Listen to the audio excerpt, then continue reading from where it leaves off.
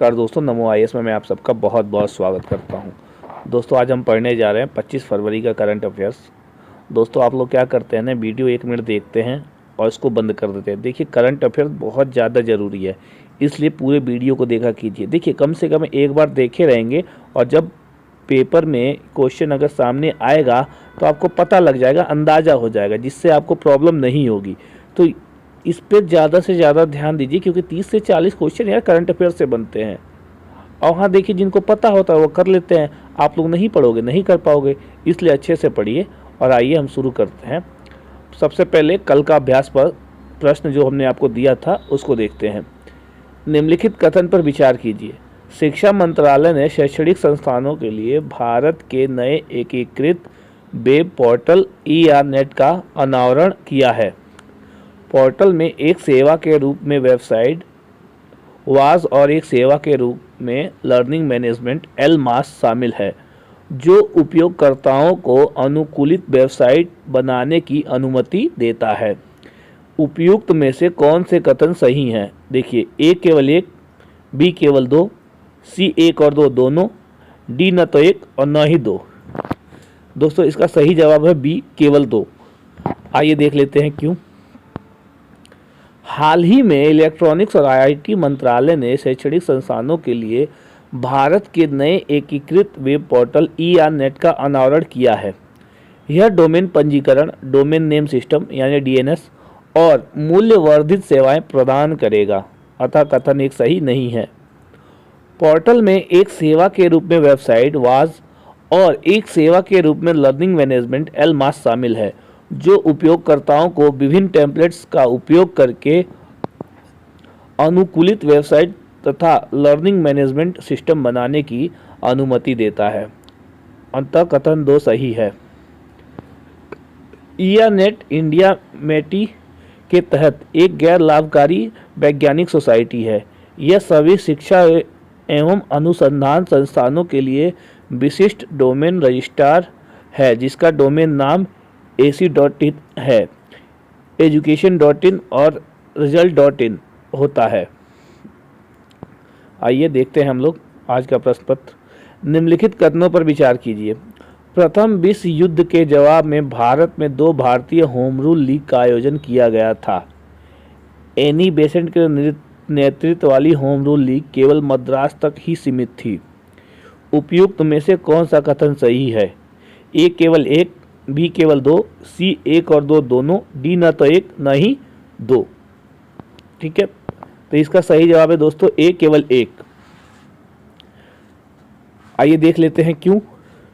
Home rule आंदोलन प्रथम विश्व युद्ध के लिए कम आवेशित लेकिन अधिक प्रभावी तरीके से भारतीय प्रतिक्रिया थी। 2 भारतीय होम रूल लीग का आयोजन किया गया और वे आक्रामक राजनीति की एक नई प्रवृत्ति के उद्भव का प्रतिनिधित्व करते थे, अतः कथन एक सही है। तिलक ने अप्रैल 1916 में अपनी होम रूल लीग की स्थापना की और यह महाराष्ट्र, बॉम्बे शहर को छोड़कर कर्नाटक, मध्य प्रांत और बरार तक सीमित थी। एनी बेसेंट ने 1916 में मद्रास में अपनी लीग की स्थापना की और शेष भारत, बॉम्बे शहर सहित को कवर किया। इसकी 200 शाखाएं थीं। यह तिलक की लीग की तुलना में शिथिल रूप से संगठित थी और जॉर्ज अरुंडेल को इसके आयोजन सचिव के रूप में रखा गया था, अतः कथन 2 सही नहीं है। आइए देखते हैं अपना अगला प्रश्न। तो इसका सही ए। अखिल भारतीय ट्रेड यूनियन कांग्रेस 1920 के पहले महासचिव कौन थे? ए दीवान चमनलाल, बी लाला लाजपत राय, सी बीजी तिलक या डी सीआर दास। दोस्तों इसका सही जवाब होगा ए दीवान चमनलाल। आइए देख लेते हैं क्यों। ट्रेड यूनियन आंदोलन का नेतृत्व 1920 में स्थापित Akhil Bharatiya trade union Congress AITUC ने किया था। लाला लाजपत राय इसके पहले अध्यक्ष थे और दीवान चमनलाल इसके महासचिव थे। 1920 के दशक के दौरान प्रमुख हड़तालों में Kharagpur railway workshop, Tata iron and steel works Jamshedpur, Bombay textile mills, इसमें 1.5 लाख कर्मचारी शामिल थे और यह 5 महीने तक चली और बंकिंघम कर्नाटक मिल शामिल थे। अंतः विकल्प एक सही है। देखिए हम अगला प्रश्न देखते हैं। ग्लोबल वार्मिंग के संदर्भ में निम्नलिखित कथनों पर विचार कीजिए। देखिए क्या कह रहा है। धीमा प्रजनन चक्र ग्लोबल वार्मिंग के अनुकूलन में सकारात्मक भूमिका निभाता है। दूसरा है, ग्लोबल वार्मिंग के प्रति अनुकूलन हेतु कुछ प्रजातियों में आनुवंशिक परिवर्तन की आवश्यकता होगी। उपयुक्त में से कौन से कथन सही हैं?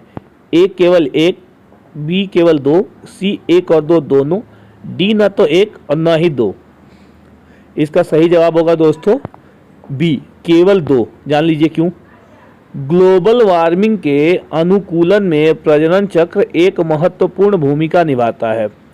धीमा प्रजनन चक्र ग्लोबल वार्मिंग के कारण बदलते परिवेश के अनुसार आनुवंशिक परिवर्तनों को शामिल करना मुश्किल बना देता है।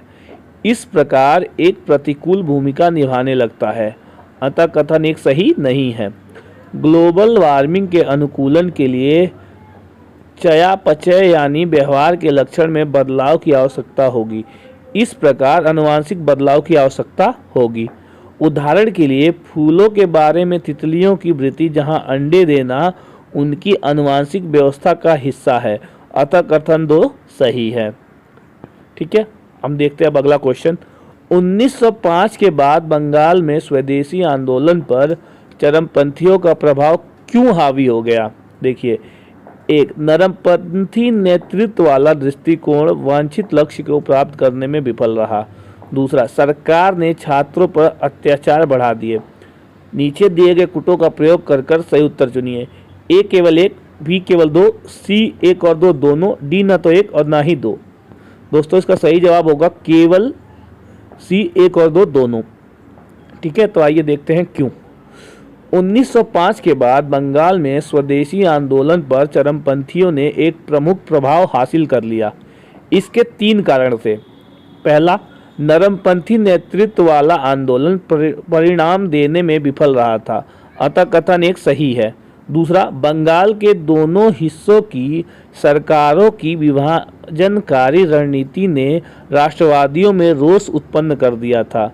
जो तीसरा कारण था वो था सरकार ने दमनकारी उपायों का सहारा लिया था, जिसमें छात्रों पर अत्याचार शामिल थे, जिनमें से कई को शारीरिक दंड दिया गया था। वंदे मातरम के सार्वजनिक गायन पर प्रतिबंध तथा सार्वजनिक बैठकों पर भी प्रतिबंध लगा दिया गया था। अतः स्वदेशी कामगारों पर मुकदमा चलाया गया था। ठीक है, साथ ही लंबी कैद हुई थी। कई कस्बों में पुलिस और लोगों के बीच संघर्ष बढ़ गया। नेताओं की गिरफ्तारी और निर्वासन और प्रेस की स्वतंत्रता का दमन आदि हथकंडे अपनाए गए थे। अतः कथन दो सही है। ठीक है, अब देखते हैं हम अपना अगला क्वेश्चन। निम्नलिखित युग्मों पर विचार कीजिए। देखिए, जलप्रपात और स्थान दे रहा है। जोरांडा जलप्रपात महाराष्ट्र, बरकना जलप्रपात कर्नाटक, गाथा जलप्रपात ओडिशा, बिडोन जलप्रपात मेघालय। उपयुक्त में से कौन सा युग्म सही सुमेलित है? एक केवल एक और दो, बी केवल एक दो एक तीन चार, सी केवल 3, डी 2 और 4। दोस्तों बताइए इसका सही जवाब क्या होगा? मुझे लगता है डी। देखिए इसका सही जवाब है डी 2 और 4। देख लेते हैं क्यों। जोरांडा जलप्रपात ओडिशा के मयूरभंज जिले में सिमलीपाल राष्ट्रीय उद्यान के मुख्य क्षेत्र में स्थित एक जलप्रपात है। सीता नदी द्वारा निर्मित बरकाना जलप्रपात कर्नाटक में शिमोगा जिले में स्थित है। गाथा जलप्रपात मध्य प्रदेश के पात्रा जिले में स्थित एक जलप्रपात है। बिडौन जलप्रपात मेघालय के उत्तर पूर्वी राज्य में स्थित एक झरना है। यह उमियामी नदी में गिरता है। अतः कथन डी सही है। ठीक है, विकल्प डी सही है। अब देखते हैं अपना अगला क्वेश्चन। हीट डोम के संदर्भ में निम्नलिखित कथनों पर विचार कीजिए। यह संवहन की घटना पर आधारित एक प्रक्रिया है। यह समुद्र के तापमान में प्रवणता बनने के कारण होता है। यह जेट धाराओं की उत्तर की ओर गति के कारण होता है। इससे फसलों और जीवों को काफ़ी नुकसान होता है। उपयुक्त में से कौन से कथन सही हैं? ए केवल 2, बी केवल 1, 2 और 3, सी केवल 3 और 4, डी 2, 3 और 4। बताइए इसका सही जवाब क्या होगा दोस्तों? डी 2, 3 और 4। जान लेते हैं क्यों। हीट डोम तब होता है जब वायुमंडल गर्म समुद्री हवा को ढक्कन या टोपी की तरह फंसा लेता है। प्रशांत और अटलांटिक जैसे समुद्र के तापमान में एक मजबूत परिवर्तन इसके गठन का कारण बनता है। इसके परिणाम स्वरूप तापमान प्रवणता का निर्माण होता है। अतः कथन 2 सही है। संवहन की घटना के कारण गर्म हवा ऊपर उठती है। अतः कथन 1 सही नहीं है। जेट धाराओं के उत्तर की ओर खिसकने से गर्म हवा नीचे आ जाती है, जिसके परिणाम स्वरूप हीट वेव की घटना होती है। अतः कथन 3 सही है। हीट वेव का फसलों और जीवों दोनों पर हानिकारक प्रभाव पड़ता है। अतः कथन 4 भी सही है। आइए देखते हैं अपना अगला क्वेश्चन। निम्नलिखित में से कौन सा जल निकाय कमचटका प्रायद्वीप की सीमा पर नहीं है? जापान सागर, बी ओखोटस्क सागर, तीसरा सी जो है बेरिंग सागर, चौथा डी प्रशांत महासागर। आइए देखते हैं इसका सही जवाब क्या होगा। देखिए दोस्तों, जापान सागर। अब देखते हैं क्यों। कमचटका प्रायद्वीप रूस के सुदूर पूर्व में स्थित एक ज्वालामुखी प्रायद्वीप है। यह 3 जल निकायों से घिरा हुआ है: बेरिंग सागर, ओखोटस्क सागर, प्रशांत महासागर। कुरिल कमचटका खाई के ठीक अपतटीय स्थित है। कमचटका के ज्वालामुखी यूनेस्को की विश्व धरोहर स्थल है। अतः विकल्प 1 सही है। आइए देखते हैं अपना अगला क्वेश्चन। खजुराहो नृत्य महोत्सव के संदर्भ में निम्नलिखित कथनों पर विचार कीजिए। इसे प्रत्येक वर्ष मध्य प्रदेश कला परिषद द्वारा आयोजित किया जाता है। इस महोत्सव का पहला संस्करण वर्ष 1978 में आयोजित किया गया था। उपयुक्त में से कौन से कथन सही हैं? ए केवल 1, बी केवल 2, सी 1 और 2 दोनों, डी न तो 1 और न ही 2। इसका सही आंसर है दोस्तों ए केवल 1। देखिए कैसे। खजुराहो नृत्य महोत्सव प्रत्येक वर्ष मध्य प्रदेश कला परिषद द्वारा आयोजित किया जाता है। अतः कथन ए सही है। इसे खजुराहो नृत्य समारोह के नाम से भी जाना जाता है। यह मध्य प्रदेश के छतरपुर जिले में खजुराहो मंदिर के नज़दीक प्रति वर्ष आयोजित होने वाला शास्त्रीय नृत्यों का 1 सप्ताह तक चलने वाला महोत्सव है। इस महोत्सव का पहला संस्करण 1975 में आयोजित किया गया था। अतः कथन 2 सही नहीं है। यह महोत्सव अधिकतर फरवरी माह में आयोजित किया जाता है। ठीक है, अब आगे देखिए क्या है। यह महोत्सव क्षेत्र के कुछ सर्वश्रेष्ठ कलाकारों के प्रदर्शन के साथ कथक, भरतनाट्यम, ओडिसी, कुचिपुड़ी, मणिपुरी और कथकली जैसी भारतीय शास्त्रीय नृत्य शैलियों की समृद्धि को उजागर करता है। सामान्यतः नृत्य महोत्सव सूर्य भगवान को समर्पित चित्रगुप्त मंदिर और भगवान शिव को समर्पित विश्वनाथ मंदिर के सामने एक खुली हवा वाले सभागार में आयोजित किया जाता है। ठीक है, अब आइए देखते हैं अपना अगला क्वेश्चन।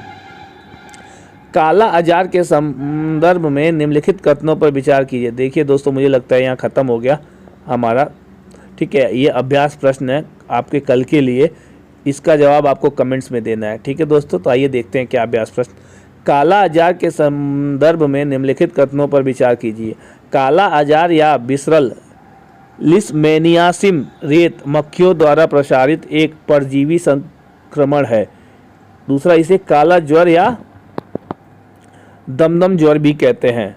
उपयुक्त में से कौन से कथन सही हैं? ए केवल 1, बी केवल 2, सी 1 और 2 दोनों, डी न तो 1 और न ही 2। दोस्तों, इसका जवाब आप लोगों को कमेंट में देना है। देखिए, इसके बारे में जाइए, नेट पर सर्च मारिए, पढ़िए। ठीक है, इससे जाएंगे आप, पढ़ेंगे तो आपको बहुत सारी चीज़ें इसके बारे में पता चलेंगी।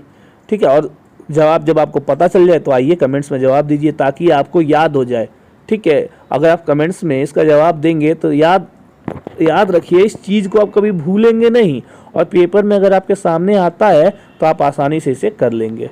ठीक है, तो चलिए आज का करंट अफेयर्स यहीं समाप्त होता है। फिर मिलते हैं हम। ठीक है, good night, bye bye, Tata.